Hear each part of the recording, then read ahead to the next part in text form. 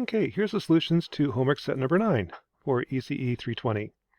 The first problem is find the transconductance gain K sub n that's similar to beta for a transistor. The datasheet gives you this number. That tells you K sub n. This is in the ohmic region, kind of telling you that because RDS is in ohms. And the ohmic region, here's the equation for it.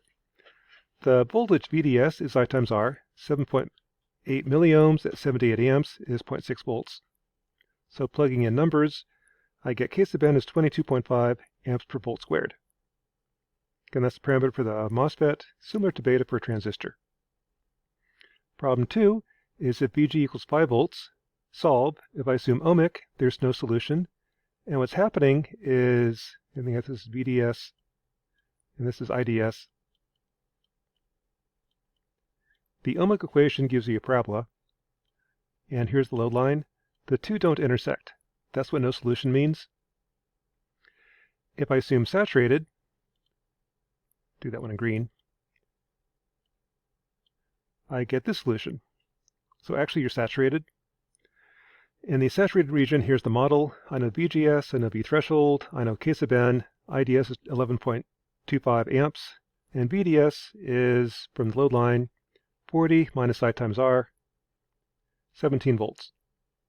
The check is, get this kind of parabola, over here in the saturated region, VDS is greater than VGS minus V threshold, and 17 is more than 1, it is saturated.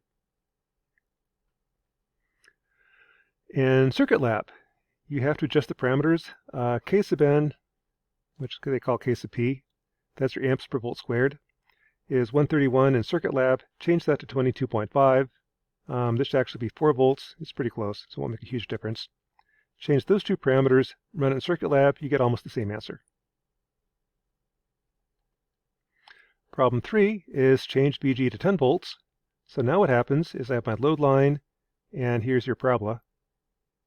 I get two solutions. Again, here's one equation, is the ohmic region equation.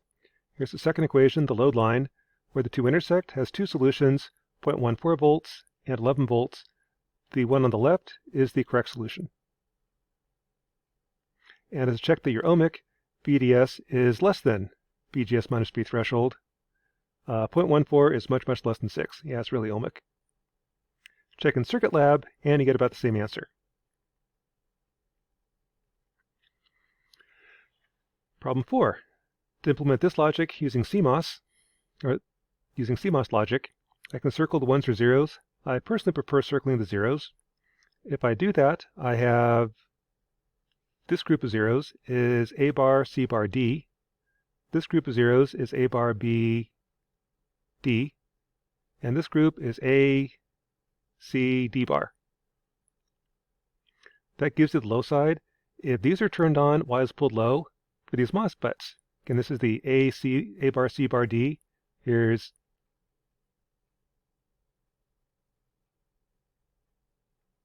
A bar, C bar, D. When these are all turned on, Y is pulled low.